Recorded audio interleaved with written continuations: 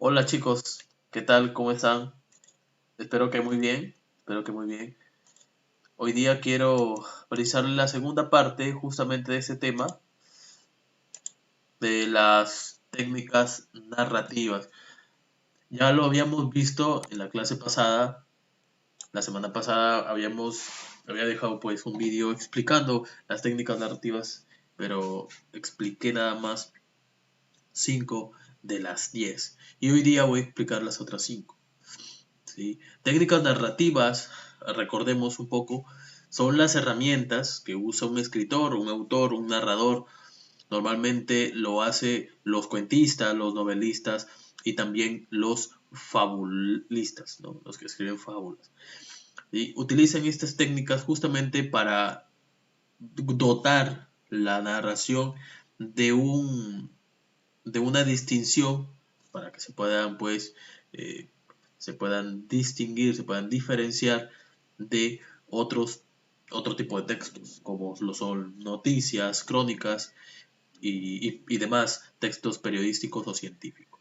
La idea, pues, de las técnicas narrativas es hacer esta distinción y lograr que sea considerado, pues, literatura.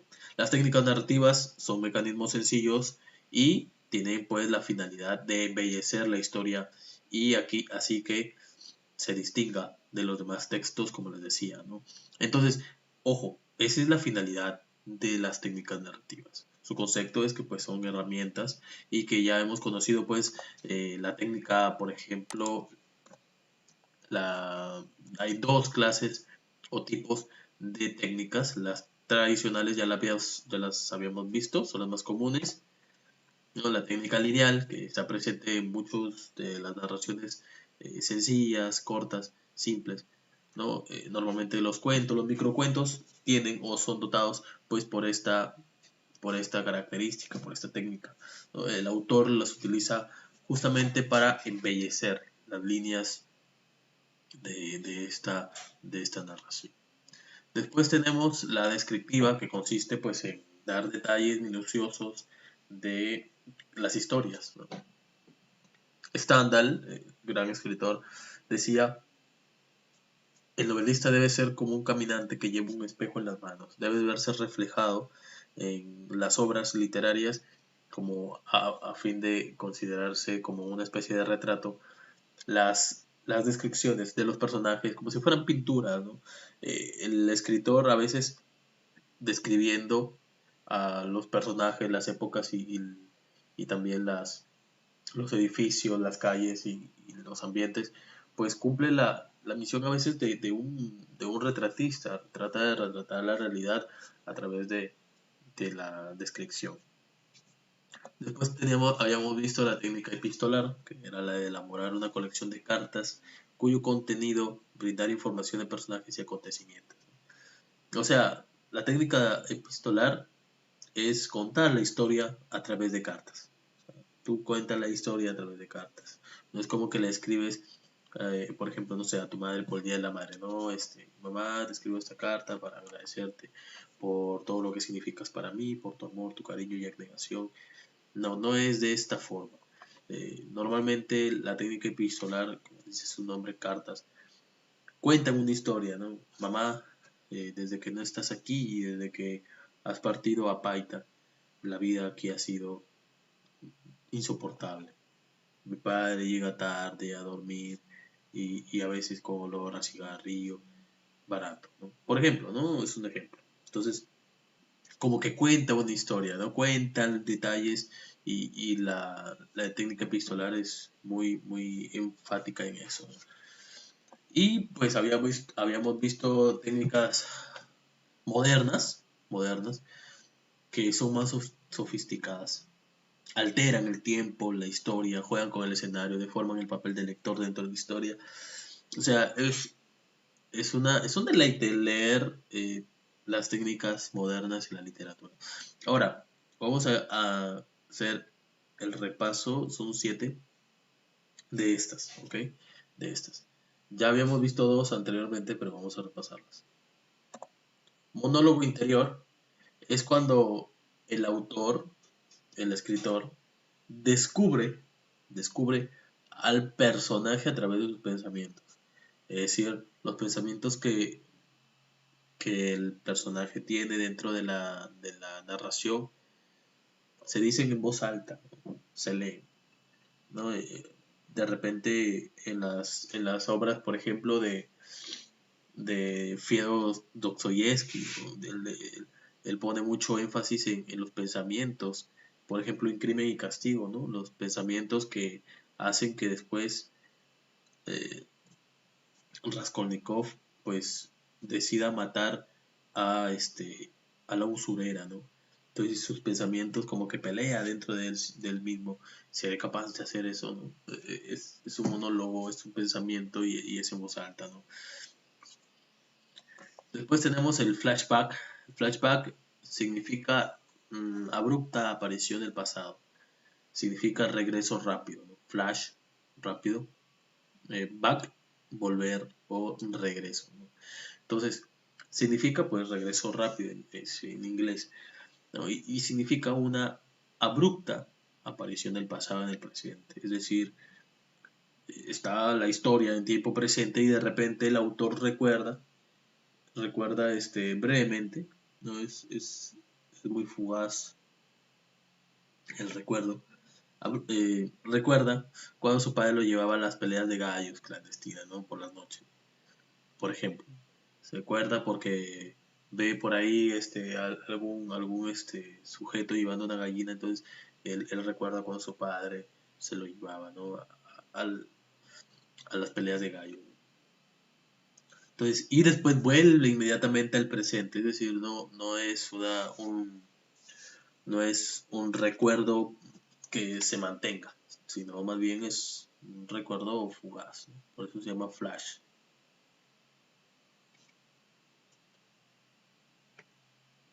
El autor que viene narrando en presente, corta el presente, corta la narración sin aviso previo y ¡pum! Narra algo del pasado y rápidamente regresa a lo que estaba contando, ¿no? Es como un tipo recuerdo nada más, ¿no? Un tipo recuerdo. Como si estuvieras tú en clase y estás aburrido y de repente, piensas en otra cosa y después, regresas a la clase, ¿no? Inmediatamente, porque, no sé, el profesor te llama la atención, no sé. Así, ¿no? Un recuerdo rápido. En cambio, el raconto significa recuerdo sostenido. Es un recuerdo sostenido. ¿Por qué, por qué el raconto es un recuerdo sostenido? Porque intenta siempre explicar hechos del pasado para entender el presente. A veces, por ejemplo, uno no entiende por qué el protagonista es malo, ¿no? Entonces llega un momento en la historia que llega a la mitad, tú odias al personaje malo y de repente regresa el autor, regresa al pasado, 20 años antes, ¿no? Y empieza a contar la historia de cuando él era niño, ¿no? Y cómo es que se hizo tan malo. Las circunstancias lo llevaron a convertirse en un ser malvado. Entonces, eso es el raconto. El raconto es volver al pasado, pero con la intención de explicar hechos del presente. Explicar hechos del presente que al lector le interesa saber. Le interesa saber qué es lo que pasó antes, ¿no? Para entender lo que está pasando ahorita. eh, Hablando ya de la narración en presente. Entonces, el raconto es eso. El raconto es eso. Vasos comunicantes. Los vasos comunicantes son historias diferentes que terminan uniéndose unas con otras para llegar unidas a un gran final. Los vasos comunicantes, como en química, cumplen esa función de, pues, un vaso alimentar a otro, ¿no? Un vaso alimentar a otro y a otro y a otro y a otro hasta que se llena un gran contenedor. Los vasos comunicantes son historias diferentes que pareciera que no tuvieran nada que ver, ¿no? Y que al final se unen, se juntan al final, ¿no? Eso lo logra Mario Vargas Llosa en un relato que se llama, en una novela que se llama La fiesta del chivo. Es muy, muy buena, ¿no? Historias que tú no puedes entender que tengan un hilo conductor, pero cuando llega al final, tú logras entender todo y se encaja toda la narración en un solo punto. En los vasos comunicantes, ¿no? Los vasos comunicantes es una técnica muy difícil de lograr en realidad. Es como si contaras una historia, ¿no? De un joven, no sé, pobre, que, o no, no sé, de una empleada, ¿no? De una empleada, pobre, que tiene un hijo pobre, ¿no? Y en las vacaciones, pues esa mujer no tiene trabajo. Tiene trabajo, busca y pasa penurias, ¿no? Y después te cuenta la historia de una familia rica, totalmente rica, tienen una hija, ¿no? Y, y ellos, pues, viven su vida cómoda, viven su vida con riquezas, con lujos, malgastan su dinero, ¿no? Cuentan, ¿no? La historia como la niña malgasta su dinero. Entonces, las dos historias no tienen nada que ver, ¿no? Hasta que se unen en un punto, ¿no? Cuando la familia rica eh, trata, pues, de conseguir a una sirvienta para su hogar, ¿no? Tratan de... Porque, pues, el papá gana pues, un puesto allá en Europa y tiene que irse de viaje y regresar. Y la madre, pues, está su vida ocupada, ¿no? Está en su vida ocupada. Gimnasio, todas esas cosas, ¿no? Entonces, quieren a alguien que limpie, que cocine. Entonces contratan a esa mujer que tiene un hijo, ¿no? Y ella no les dice que tiene un hijo por temor a que no la acepten, ¿no? Entonces, ella mete a su hijo a la casa porque pues no podía estar solo. Lo mete a la casa escondidas. Y como la madre nunca está y el padre pues tampoco, pues la jovencita es la única que está, ella le dice le dice pues no que, hey, mira, tengo un hijo y quería preguntar si podía quedarse aquí y si no se pueden enterar tu padre. Entonces la jovencita acepta y dice, sí, normal, que necesito un amigo, yo no me dejan salir, ¿no? Entonces, bueno, se hacen amigos y estos terminan enamorándose. Y pues aquí es donde se unen las historias, ¿no? La historia de este niño que no tenía nada que ver con la historia de la niña, pero que se unen por este hecho, ¿no? Y al final, pues no sé, ustedes imagínense un final para esa historia, ¿no? Lo acabo de inventar, chicos, no es algo que tenía premeditado. El documentalismo es cuando, bueno, ya lo dije en la clase pasada, es cuando consiste el autor inserta documentos dentro de la narración, pero estos respaldan, no cuentan la historia, respaldan la... Por ejemplo, imagínate que una esposa cansada de los abusos, de las infidelidades de su esposo, pues decide separarse de él e irse de la casa, ¿no? Entonces cuando este llega al trabajo, cuando este llega del trabajo, ve esta carta, una carta, que su pareja la ha dejado ahí sobre la mesita de noche. La carta dice lo siguiente: me cansé de seguir contigo, sufriendo, soportando que me calles y todo esto, he decidido irme, ¿no? Entonces, no cuenta una historia, pero da el respaldo a lo que estaba pasando, ¿no? Esta carta da un respaldo. Entonces, no es lo mismo que la epistolar. La epistolar sí cuenta una historia a través de la carta, pero el documentalismo no. El documentalismo más bien te respalda lo que el autor está diciendo, ¿no?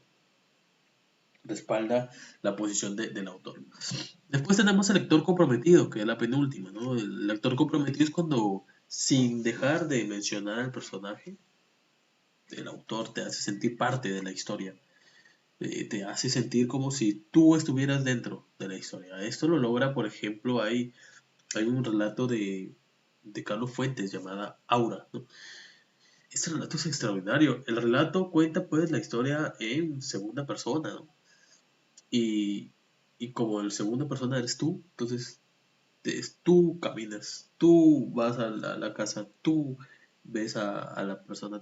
Entonces te lo cuenta de esa forma que sientes que eres tú, en realidad, el que está pues en esa casa, que conoce a esa chica, que conoce a la madre y que está ahí para traducir las cartas de un personaje. Entonces, eh, el lector comprometido es cuando pues el autor logra hacer que tú sientas que estás dentro de la historia. Y eso es muy difícil de lograr en una narración, pero hay autores que lo han hecho, que lo han logrado. Y por último, las cajas chinas, ¿no? Que es una historia dentro de otra. dentro de otra. Por ejemplo, Las Mil y Una Noches, ¿no? Que cuenta la historia de una mujer que iba a ser asesinada por su esposo y para, pues, retrasar esto, cuando cada vez que él la iba a matar, ella le contaba una historia. Y cuando estaba a punto de amanecer y acabar la historia, pues, cuando estaba a punto de terminar la historia, ¡pum! Llegaba al amanecer y el hombre tenía que trabajar y esta lo despedía, ¿no? Pero cuéntame la historia, ¿no?